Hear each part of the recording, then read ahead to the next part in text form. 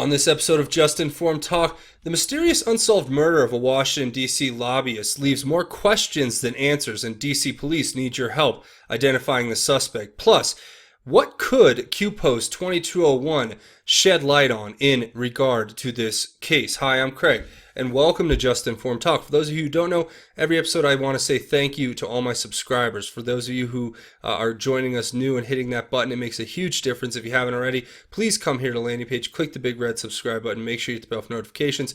That makes the biggest difference of all, really.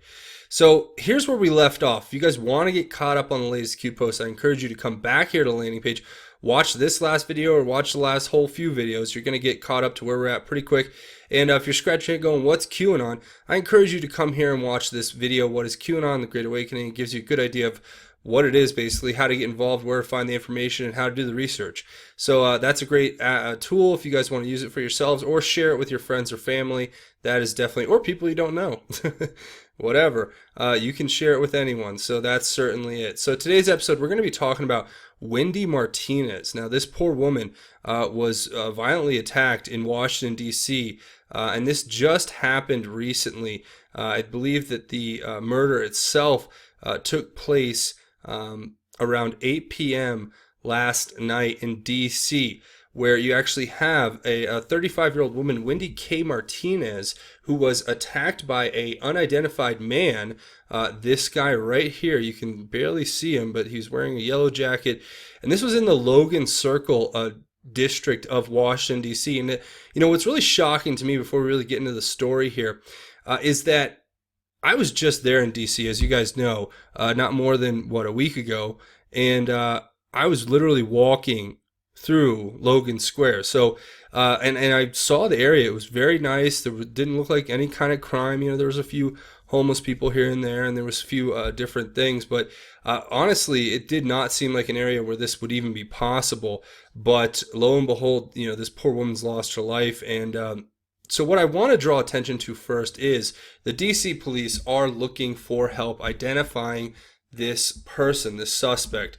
Now, the suspect was identified by witnesses who were there when Wendy stumbled into this restaurant after being stabbed. And they basically, I guess, identified this guy, and then they have surveillance video that kind of corroborated it. So now they're looking at this man as a suspect. He's right here. I mean, it's hard to see, guys. I'll blow it up as best I can. But that's about, as good as I can do. There's a video. I will retweet this after the video. And if you guys have any information on this, if you're in the DC area and you happen to know or have seen or saw that you were there last night, whatever. I mean, it could happen. Who knows? Call the DC police at I think this is their number here, 202-727-9099, or you can text 50411.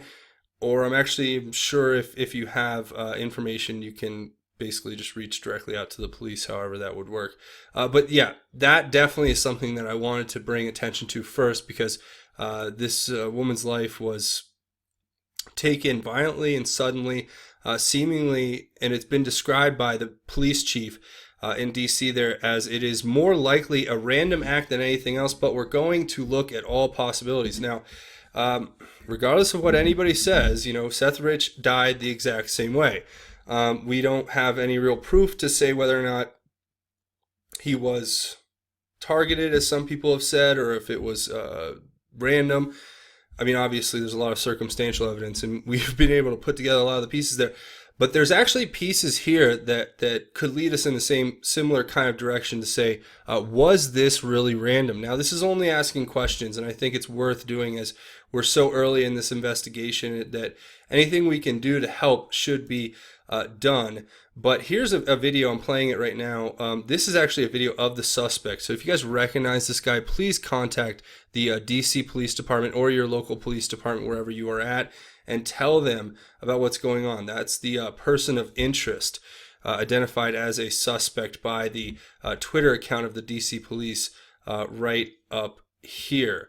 It says, help us identify the person responsible for the murder of Wendy Martinez, and gives a picture of this gentleman who is a person of interest that they have seemed to narrowed it down to. So if you guys want to get involved, please, like I said, go call or do whatever you can to help identify exactly what's going on there. And that being said, let's get into a little bit of what some anons are picking up on right off the bat, because the only reason I think people are examining this case a little bit closer is because it's another example of a random violent murder in Washington, D.C. that doesn't seem to have any rhyme or reason, of a person who actually, when you look at the background of Wendy Martinez, you can actually see that she's an accomplished lobbyist for the tech firms in Washington, D.C., being the chief of staff, most notably the chief of staff at a company called Fiscal Note. Now, what is Fiscal Note? It says they describe their company and what they can do for you as, from news and analysis to lobbying and grassroots advocacy. Fiscal Note issues management solutions give you everything you need to solve the biggest challenges facing today's public, corporate, and government affairs professionals. So basically, it's a type of organizing lobbying firm and management firm, whatever you want to call it. And she was the chief of staff here. Now, what's interesting to note is this.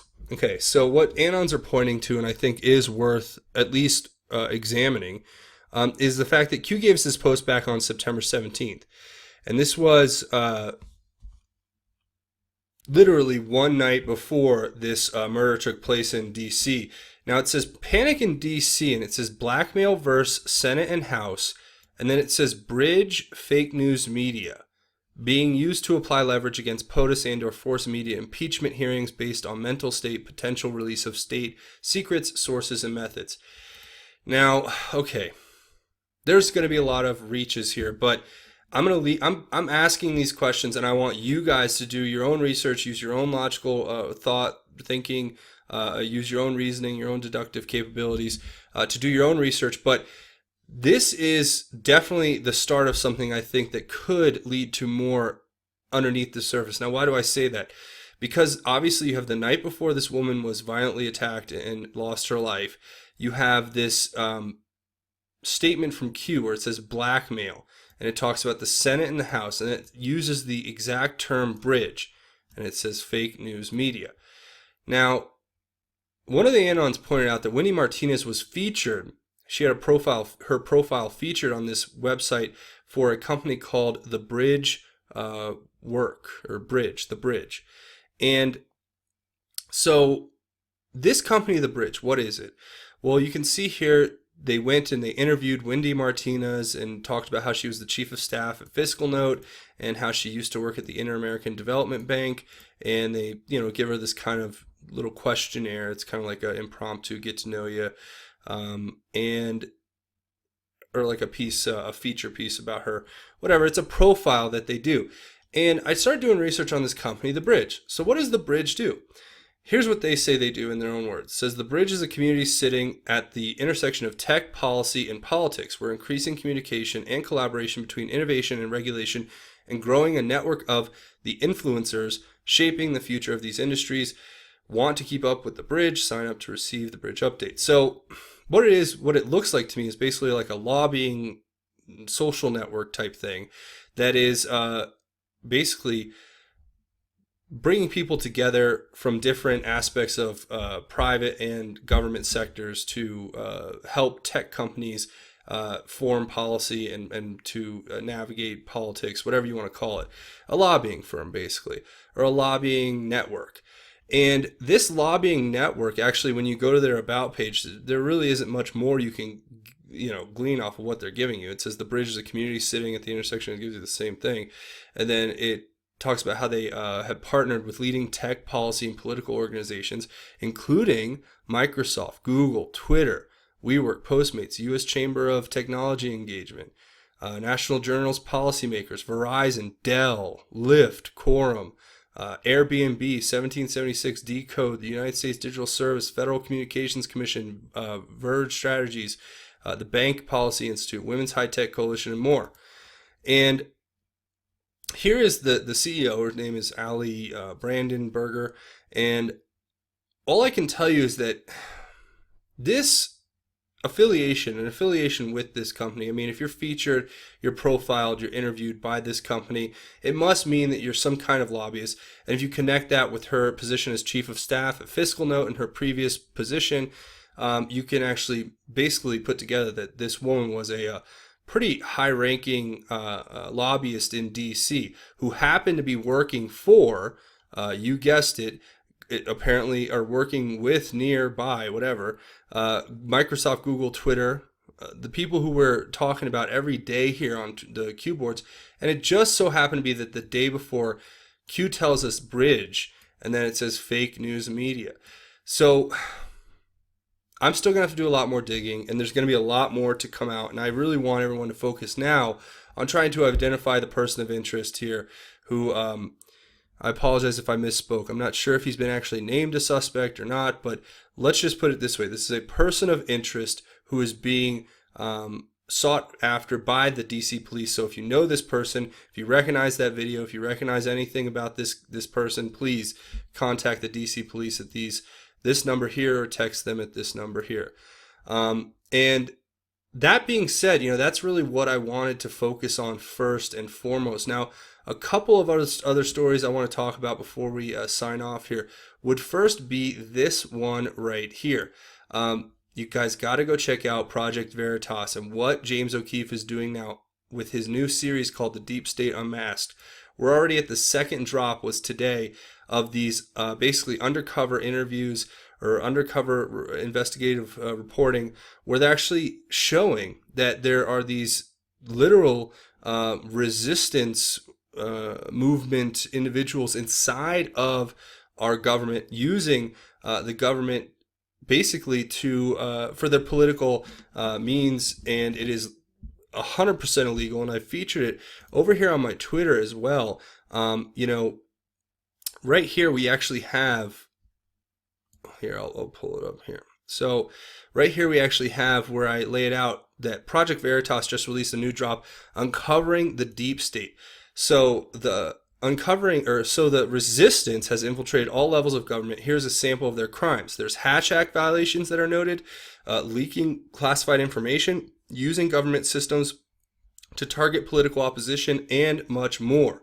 Okay, and you guys can come over here on my Twitter at Justin_formed, and you can look at these screenshots where you have people like Jessica Schubel, a former Department of Health and Human Services employee, talking about how her friends mail her via snail mail confidential information from the government. And that's just one thing. Then this person who is Allison Harabal, this woman right here is the one who went and ambushed Kristen Nielsen while she was at that Mexican restaurant eating and started screaming profanities, or basically screaming protests at her, and protesting her as an individual and her right to basically exist in the public domain. And then you have here Allison Harabar. I don't know how to say it, but they were talking about how they used their government source resources and position to track people down. And here's a creepy statement from her. It says, so we sent a secondary address and their license plate was outside, and it had a bumper sticker for a school where we knew their kid went to. So this person is literally stalking government employees who are and elected officials who they disagree with vis-a-vis their government systems like LexisNexis that she can use through her work to track down this person via a license plate, and then track down their kid via a bumper sticker at as to what school their kid goes to. So you see what we're up against here. It is pretty bad.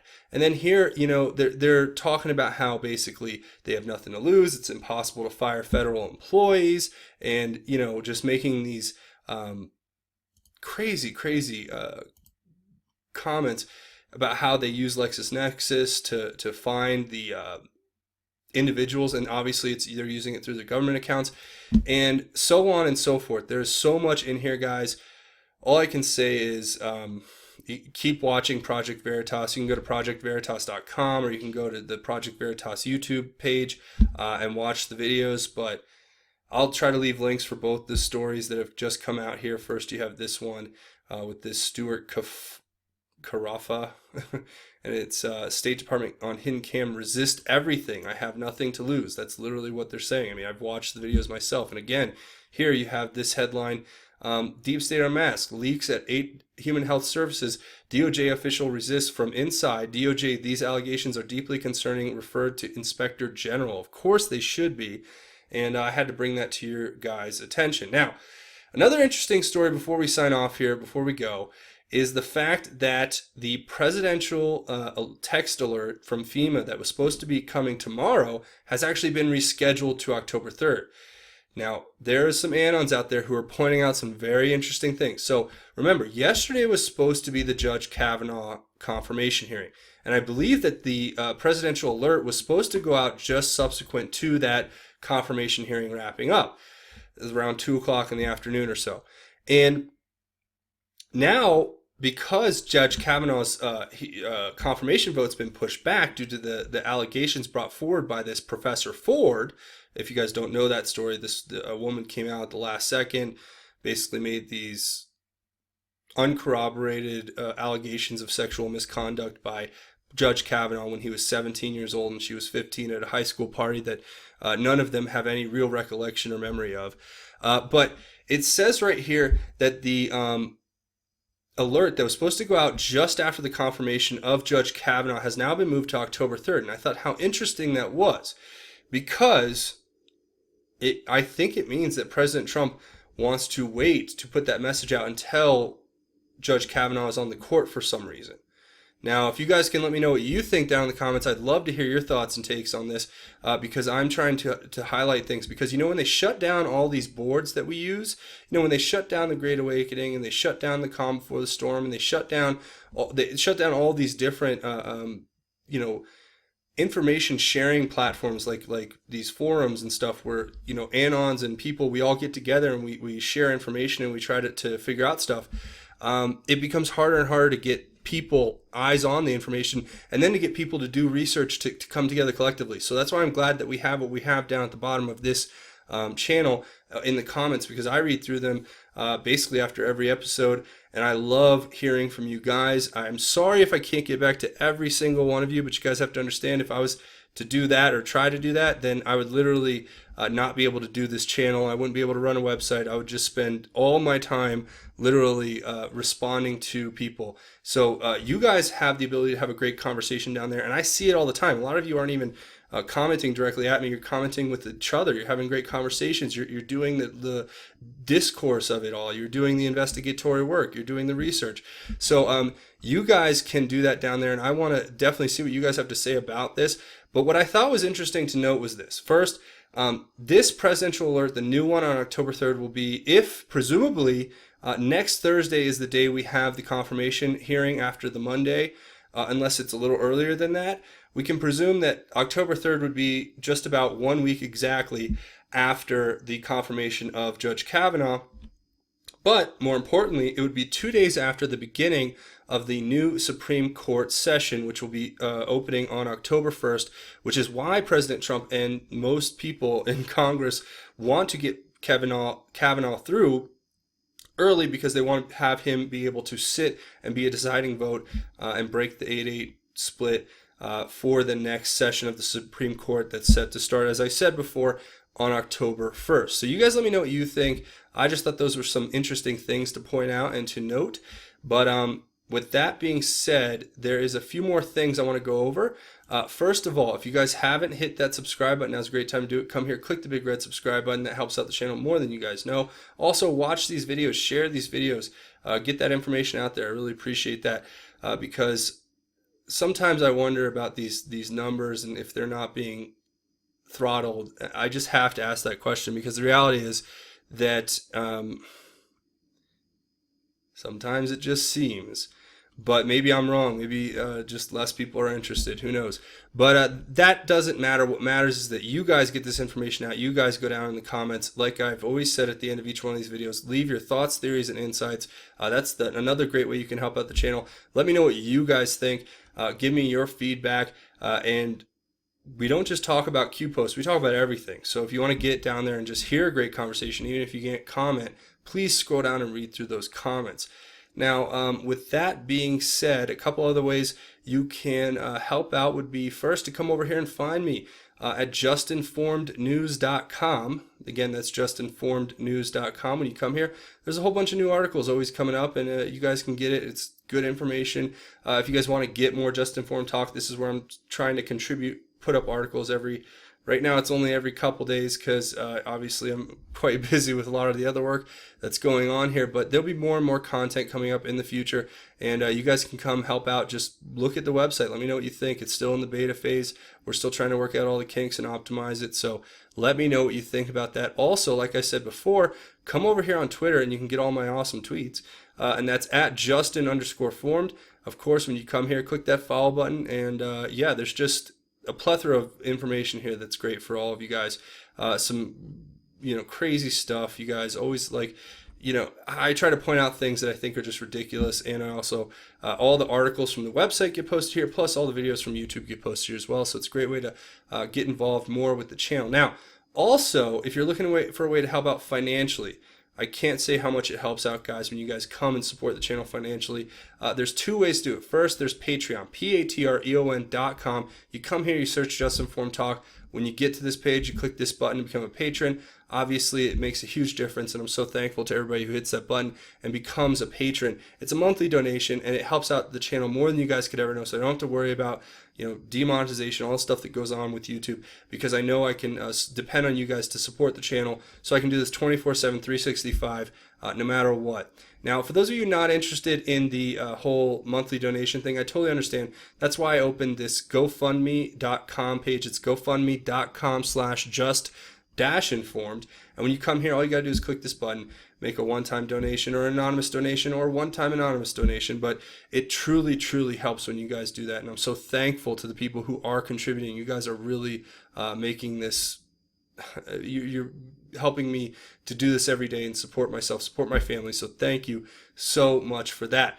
Now, before we go, I want to talk about how we need to trust in the Lord. And I know we've covered this verse before, but it doesn't change the fact that every time we hear it, it can bring new meaning into our hearts. And this is the little segment at the end that I usually call God's Grace is Greater, where we go over some scripture and we talk about the positive stuff, because, a lot of the stuff we talk about here on this channel is definitely negative, and it's definitely hard to have to ask these kind of tough questions in an investigatory sense, in a research sense, and that to me is what we do because we know it's the right thing to do. And this is also the right thing to do, is to trust in God and trust in our Lord, and understand that we can gain so much valuable insight, valuable wisdom from the words of our Lord that are written right here in this good book for us. So I want to share the scripture with you. It's from Proverbs. It's chapter 3, verse 1-7. And I know you guys are going to recognize this. A lot of you will. And it's just, to me, every time I read it, it touches my heart in a new way. But it says, "My son, don't forget my teaching, but let your heart keep my commands. For they will bring you many days of full life and well-being. Never let loyalty and faithfulness leave you. Tie them around your neck. Write them on the tablet of your heart. Then you will find favor and high regard in the sight of God and man. Trust in the Lord with all your heart and do not rely on your own understanding. Think about him in all your ways, and he will guide you on the right paths. Don't consider yourself to be wise. Fear the Lord and turn away from evil." And those are words to live by. Those are words to write on the tablet of your heart and carry with you every day, so that you know that you are there with God and God is there with you. So I hope those words touch your heart like they touch mine every single time I read them. And I thank you so much for joining us here. Now, if you haven't hit that subscribe button, now's a great time to do it. Go ahead, come here, click the big red subscribe button.